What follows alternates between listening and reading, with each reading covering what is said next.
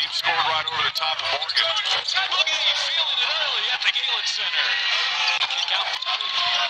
Johnson to Boogie in transition. Good pass. And the dunk for Iwu Chukwu. Johnson stumbles, dishes, and another dunk for Ben.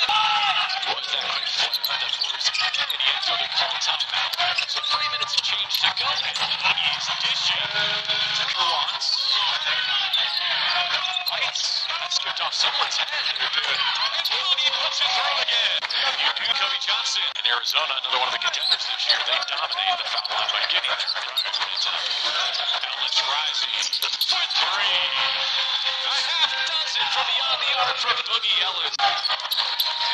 Well, for us, it's, I think all 8 for Ellis.